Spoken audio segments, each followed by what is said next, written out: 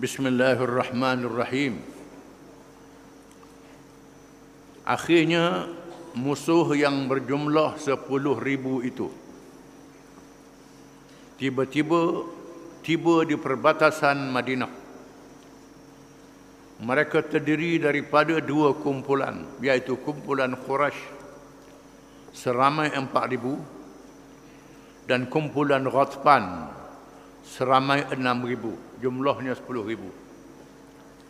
10,000 pada tentera Ahzab telah biasa dikumpul lengkap dengan senjata, dipimpin oleh Abu Sufyan bin Harb, pemimpin Mekah selepas Abu Jahal.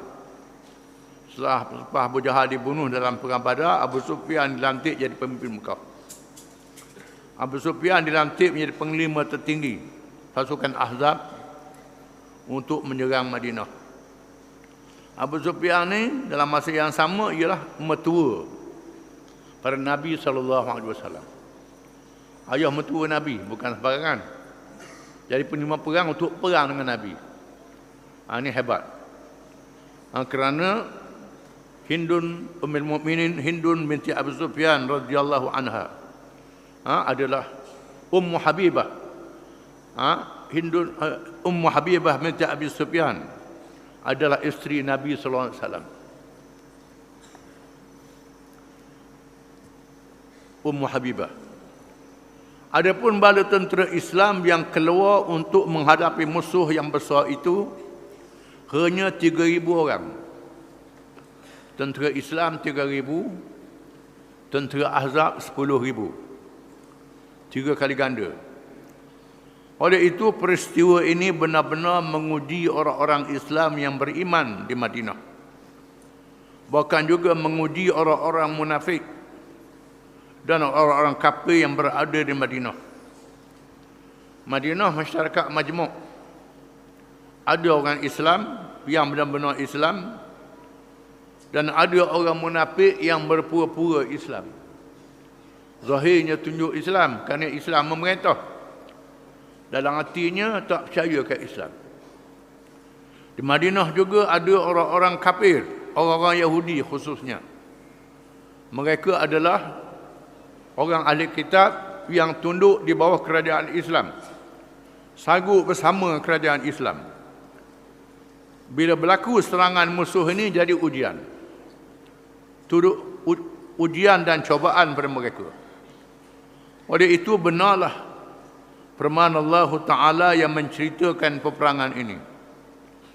إِذْ جَاءُوكُمْ مِنْ فَوْقِكُمْ وَمِنْ أَسْفَلَ مِنْكُمْ وَإِذْ زَاغَتِ الْأَبْصَارُ وَبَلَغَتِ الْقُلُوبُ الْحَنَاجِرَ وَتَظُنُّونَ بِاللَّهِ الظُّنُونَ هُنَالِكَ ابْتُلِيَ الْمُؤْمِنُونَ وَزُلْزِلُوا زِلْزَالًا شَدِيدًا. Surah Al-Ahzab ayat 10 hingga 11.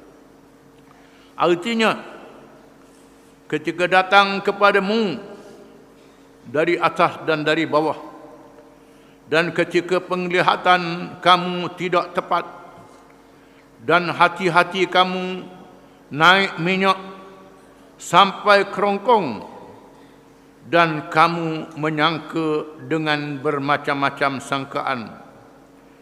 Di sana diuji orang-orang yang beriman dan digoncang dengan sekuat-kuatnya.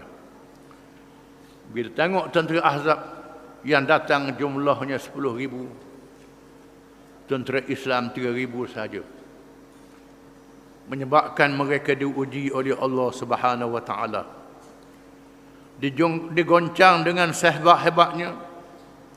Ada yang terus dalam ketakutan sehingga nak hitam, terbeliak mata, tergelam mata hitam, terbeliak mata ketakutan.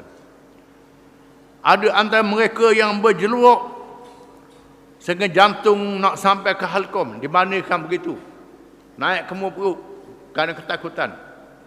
Melonjak perasaan itu dan menyangka terhadap Allah dengan berbagai-bagai sangkaan.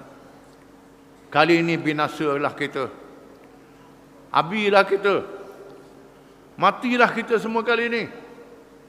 Macam mana nak lawan musuh yang ramai yang besar ini? Hunalika btuliyal mu'minun. wa zulzilu zilzalan syadida. Di sana diuji orang-orang yang beriman dan mereka digoncang dengan sehebat-hebatnya. Allah Ta'ala sebut dalam Quran. Adapun orang-orang yang beriman, Allah berfirman menceritakan hal mereka. Walamma ra'al mu'minuna al-ahzab qalu hadza ma wa'adana Allah wa rasuluh wa sadaqa Allah wa rasuluh wa ma zadahum illa imanan wa taslima.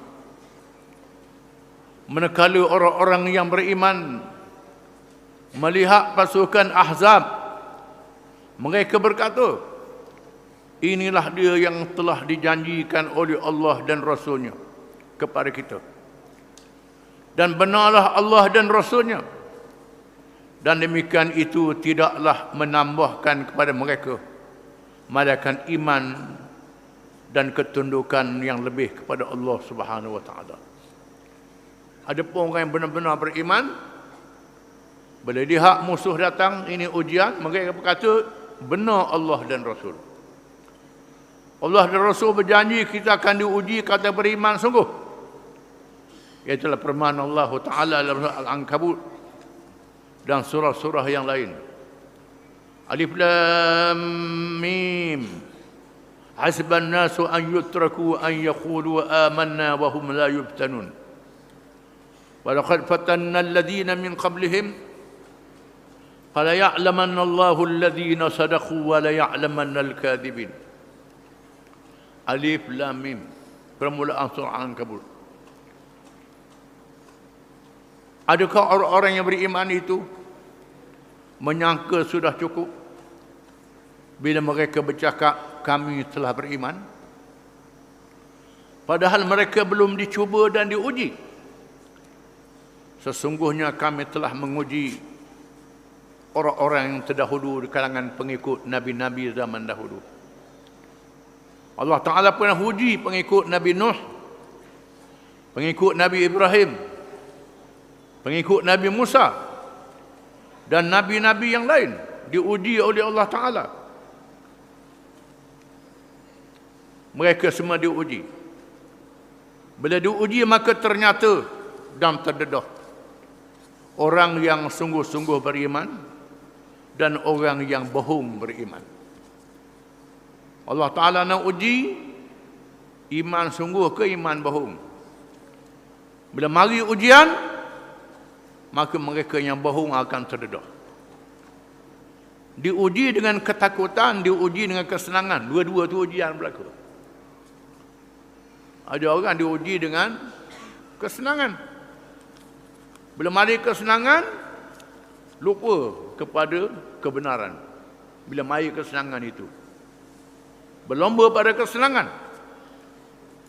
Diuji dengan kepayahan dan ketakutan. Ketakutan banyak orang boleh sabar. Tetapi kesenangan sedikit orang boleh bersyukur. Wa qalilun min ibadiyas syakur. Dan sedikit saja di kalangan hamba-hambaku mereka yang bersyukur. Tuhan sebut dalam Quran. Orang yang sabar banyak menghadapi ujian dalam ketakutan. Bila takut, bila susah, mula nak sembahyang hajat. Mula nak minta dengan Tuhan. Minta pertolongan. Itu perangai manusia. Bila senang, lupa pada Allah Ta'ala.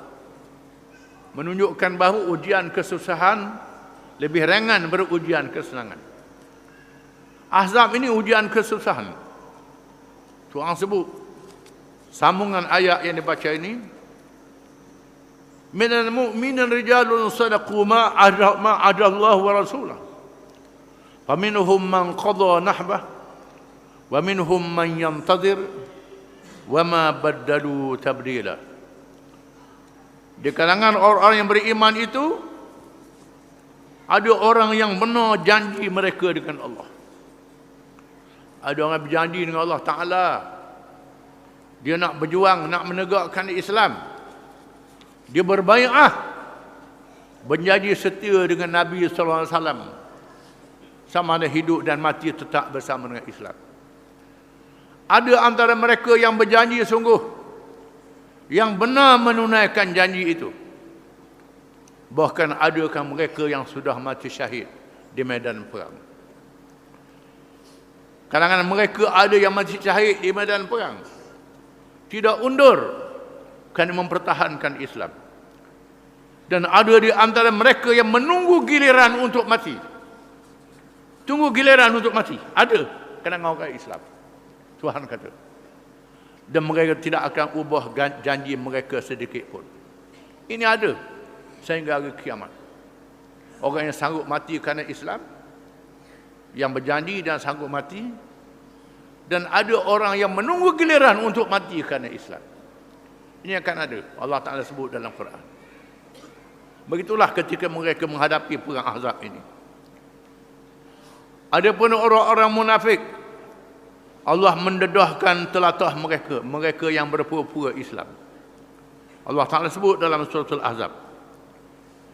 Wa idh yaqulul munafiquna walladzina fi qulubihim marad ma wa'adana Allah wa rasuluhu illa ghurura. Wa idh qalat ta'ifatun minhum ya ahla Yathrib la muqama lakum farji'u wa yasta'dhinu fariqun minhumul nabiy yaquluna inna buyutana 'aurah wa ma hiya bi'aurah in yuriduna illa firara. Surah Al-Ahzab ayat 12 hingga 13. Dan ingatlah ketika orang-orang munafik dan orang-orang yang berpenyakit di dalam hatinya berkata, Allah dan Rasulnya tidak menjanjikan kepada kami malaikat tipu daya belaka. Dan ingatlah ketika golongan di antara mereka berkata, hai penduduk Madinah, penduduk Yathrib, tidak ada tempat bagimu, maka kembalilah kamu. Dan sebahagian daripada mereka meminta izin kepada Nabi untuk pulang dengan berkata, sesungguhnya rumah kami terbuka tidak selamat. Padahal rumah-rumah itu tidak terbuka. Maka tidaklah lain malaikat mahu melarikan diri. Allah Ta'ala derahkan orang munafik. Bila Nabi berjanji Islam akan menang. Bahkan pada masa berhijrah dari Mekah ke Madinah, bila Nabi nak diserang oleh Suraqah bin Malik. Suraqah bin Malik dipegang kudanya oleh tanah, jatuh tersungkur 2-3 kali. Kemudian datang menyembah, menyerah diri. Nabi kata, wahai Suraqah, aku akan hadiahkan padamu gelang kebesaran Empire Parsi. Menandakan kerajaan Parsi akan jatuh dan tumbang. Akan tiba masanya Islam akan menang. Aku nak seruah padamu gelang kebesaran Parsi, wahai Suraqah. Ini keyakinan Nabi. Tak berlaku zaman Nabi. Masa Ahzab tak berlaku lagi. Zaman Abu Bakar tak berlaku. Berlaku zaman Sayyidina Umar bin Khattab radhiyallahu anhu. Ketika Nabi sudah wafat, Abu Bakar sudah mati, Parsi jatuh zaman Sayyidina Umar di bawah penglima Sa'ad bin Abi Waqqas radhiyallahu anhu. Penglima Al-Musanna bin Harisah mati. Abu Ubaid As-Saqafi mati. Sayyidina Umar hantar Sa'ad bin Abi Waqqas berperang, jatuh Parsi dan menawan Madain, pusat kerajaan Parsi. Lalu masuk ke dalam istana kebesarannya, diambil gelang kebesaran Parsi, dihantar ke Madinah. Sayyidina Umar memanggil Suraqah bin Malik dan menyerahkan Suraqah bin Malik. Berapa tahun berlaku itu? Ini pada masa Nabi gali parit, kita baca minggu lepas, Nabi kata batu yang besar, yang keras pecah. Nabi kata, aku nampak bangunan-bangunan Parsi, aku nampak bangunan-bangunan Rom, menandakan kita akan menang. Ini janji Nabi dan janji Allah di dalam Al-Quran. Bila mari bala tentera Ahzab mengepung Madinah dengan jumlah yang besar, orang-orang munafik mendedahkan diri mereka. Mereka bercakap, mana janji nak menang? Kata nak menang, nak mengalahkan Parsi, nak mengalahkan Rom, nak turun rumah malang pun takut. Musuh sudah mengepung kita sekarang. Macam mana boleh menang? Orang munafik mula bercakap, tak kadalah Islam ni menang. Tengok tu. Tengok tu. Dia tengok apa yang ada depan dia, yang nampak dekat saja. Tuhan dedahkan mereka. Mereka mendedahkan diri. Di sinilah berlakunya pasang surut. Kalah dan menang dalam perjuangan Islam. Pasang surut berlakukan Allah Ta'ala nak bersihkan pasir. Berlakunya pasang surut, pasir jadi bersih. Kalau pasang saja, surut sekali penuh dengan sampah, sarap. Dia acak kali, barulah jadi bersih pasir itu. Maka iman manusia dibersih oleh Allah Ta'ala dengan pasang surut sebelum mereka mati, sebelum mereka meninggal dunia. Allah Ta'ala dedahkan mereka yang kafir, dedahkan mereka yang munafik. Yang munafik bercakap, tengok, sampai bila dah menang Islam ni. Sekarang takut. Tak berani nak keluar. Mereka bercakap. Ada di antara mereka bertemu dengan Nabi. Rasul panggil Rasulullah juga. Rumah saya dalam keadaan bahaya. Saya kena balik rumah. Nak tengok rumah. Tak boleh jalan tugas sebab rumah bahaya, kata dia. Tuhan sebut, minhumun yaquluna inna buyutana awrah. Mereka berkata rumah-rumah kami tidak selamat. Wa ma hiya bi'awrah. Sebenarnya bukan itu. In yuriduna illa firara. Mereka mahu melarikan diri, Tuhan kata. Turun ayat beritahu Nabi SAW. Mendedahkan.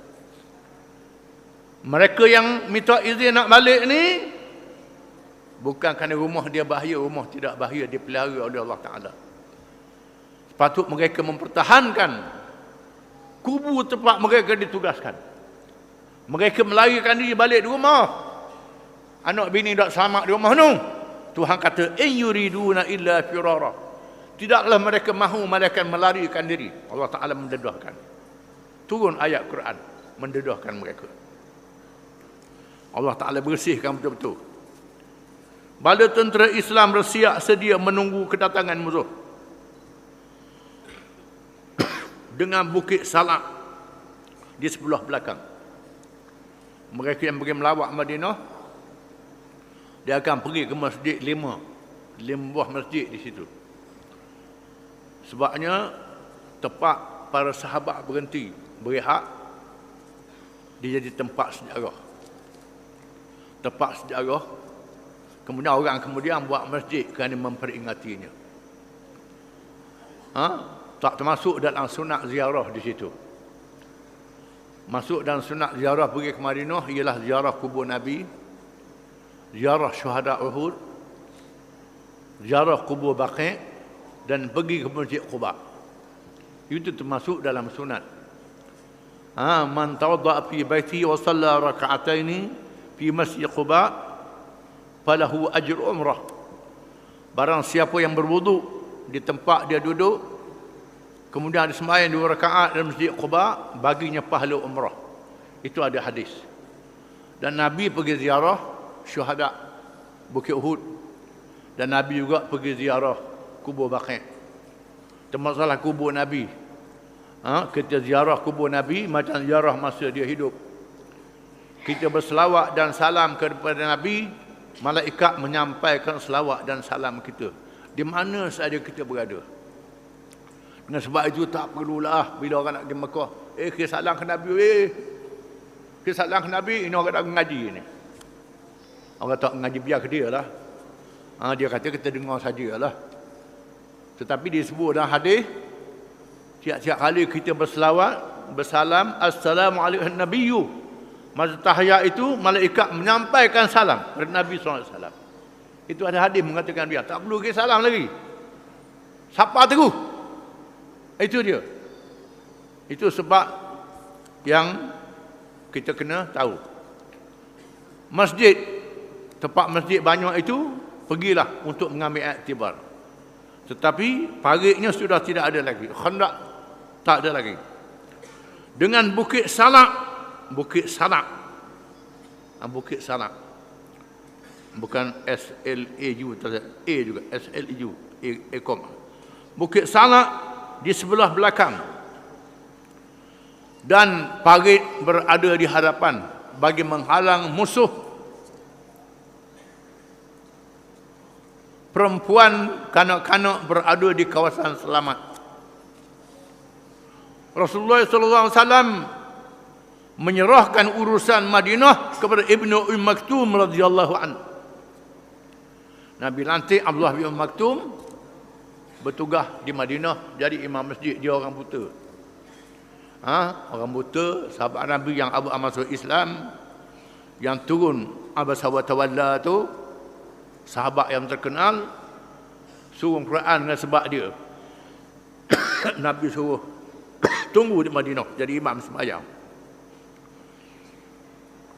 Apabila tentera musuh mara ke hadapan, mereka tercengang kerana dihalangi oleh parit dan tidak menghampirinya dengan sewenang-wenangnya. Mereka tidak boleh mengambil apa-apa tindakan dan tidak mengerti kerana inilah kali pertama mereka mengalami dan menghadapi peperangan dengan cara ini. Orang Arab tak pernah tengok parit, gali parit tak pernah tengok. Bila dia sapa tengok parit, nak lapak kuda tak lepas. Mereka tercengang, tak boleh nak buat apa. Walaupun ada tenteranya ramai. Pada tentera Ahzab berpusing-pusing di sekitar parit yang digali dengan perasaan marah yang meluat-meluat kerana tidak dapat melancarkan serangan seperti yang dirancang. Adapun pada tentera Islam bersiap sedia menunggu dan melihat gerak-geri musuh dengan melontar panah kepada sesiapa sahaja di kalangan musuh yang cuba menghabari parit itu. Senjata panah, senjata yang paling penting, iaitulah untuk jarak jauh. Dekat dengan parit, hentam dengan panah. Walau bagaimanapun, pihak musuh mencuba sedaya upaya untuk menemusi pertahanan Islam. Tiba-tiba pada suatu hari, beberapa pahlawan musyrikin yang terdiri daripada Amr bin Abdul Wud, Ikrimah bin Abu Jahal, Ikrimah dia kafir dia masa itu, Dirar bin Khattab, dan beberapa orang lagi telah berjaya masuk melalui parit yang agak sempit dengan kuda-kuda mereka, iaitu di kawasan tanah yang buruk berhampiran Bukit Salak. Lalu Ali bin Abi Talib dan beberapa orang sahabat radhiyallahu anhum menghadapi mereka. Ali mengajak Ammar berlawan dengannya. Ammar menyambut cabaran itu. Lalu dia turun dari kudanya dan menyembelih kudanya untuk menunjukkan bahawa dia tidak mahu berundur. Maka berlakulah pertempuran hebat di antara Ali karramallahu wajhah dan Ammar, tetapi Ali telah berjaya membunuhnya. Dibunuh oleh Sayyidina Ali, Ammar bin Abdul Wud. Adapun kawan-kawannya yang lain melarikan diri sehingga Ikrimah tertinggal tombaknya. Ikrimah jatuh tombak, tinggal tombak dia. Itu pertempuran yang berlaku. Itu orang kecil saja. Kadang-kadang tentera musyrikin berusaha bersungguh-sungguh untuk menemusi parit dan mengadakan jalan bagi menyeberanginya, tetapi mereka tidak berjaya kerana ditentang hebat oleh badan tentera Islam. Dengan dihunyani panah dan tentangan-tentangan yang memaksa mereka berundur, sehingga segala usaha untuk menembusi pertahanan Islam digagalkan. Mereka tak berjaya nak masuk, oleh kerana terlalu sibuk dengan urusan menentang musuh, sehingga Rasulullah SAW terlalai daripada semayang. Menurut riwayat Al-Bukhari dan Muslim dari Jabir bin Abdullah radhiyallahu anhuma, menceritakan bahawa Umar bin Al-Khattab radhiyallahu anhu datang menemui Rasulullah SAW, memaki orang musyrikin dengan katanya, "Ya Rasulullah, hampirlah saya luput sembahyang asar kerana matahari sudah hampir jatuh." Rasulullah SAW bersabda, "Demi Allah, aku juga belum sembahyang asar." Lalu kami pergi bersama Rasulullah SAW. Ketika matahari sudah jatuh, sembahyang asar matahari sudah jatuh kerana peperangan. Kemudian Rasulullah SAW bersembahyang maghrib, terus sembahyang maghrib. Rasulullah SAW sungguh merasa tidak senang kerana tidak bersembahyang di dalam waktunya, sehingga bersabda, "Mudah-mudahan Allah memenuhi rumah dan kubur mereka yang kafir itu dengan api neraka, kerana mereka melalaikan kita daripada bersembahyang waktu asar sehingga jatuh matahari." Ini satu riwayat. Disebut dalam Musnad Imam Ahmad, sehingga mereka tidak sempat sembahyang zuhur, asar, maghrib dan isyak. Lalu mereka sembahyang keempat-empatnya dalam satu masa. Menurut Imam Nawawi radhiyallahu rahimahullah, mungkin perkara ini berlaku dalam masa yang berlainan, kerana masa peperangan Khandaq ini terlalu panjang, sehingga ada masa Nabi jamuk 5 sembahyang sekaligus. Ini semua sembahyang dalam peperangan. Oleh kerana terpaksa menghadapi musuh, sehingga 5 sewaktu sekaligus jamuk. Dalam keadaan biasa tak boleh buat gitu. Lama-lama pergi ke laut jamuk juga. Jamuk 5 waktu tu tak boleh. Kalau nak banyak jamuk apabila maghrib dengan isyak, zuhur dengan asar, ada ulama yang membolehkan. Kalau hujang boleh jamuk semayang. Hujang boleh jamuk semayang. Kerana nak pergi masjid ajak kadi tak boleh. Boleh jamuk kalau hujang. Maka kalau trafik jam, sesak di tengah bandar, teruk pada hujang lagi boleh jamuk. Betul juga mereka yang ke laut dalam keadaan gelora gelombang yang susah boleh dijamuk, tak jadi masalah walaupun tak sebut dalam kitab. Tetapi hujang sudah menjadi masyaqqah. Masyaqqah gelombang ni teruk pada masyaqqah hujang lagi. Kita kena faham dalam masalah hukum syariah ini. Jadi tengok masa-masa dan keadaan lah. Jadi banyak hukum dalam Islam ni sebenarnya hukum yang meringankan kita dalam mengerjakan ibadat. Cuma kita kena baca kitab banyak sikit, kena tengok macam-macam mazhab. Mazhab ni kadang-kadang negeri yang berlainan, tempat yang berbeza. Ketika umat Islam berada dalam keadaan darurat, tiba-tiba berlaku pengkhianatan dari orang-orang Yahudi Bani Quraidah. Wallahu alam.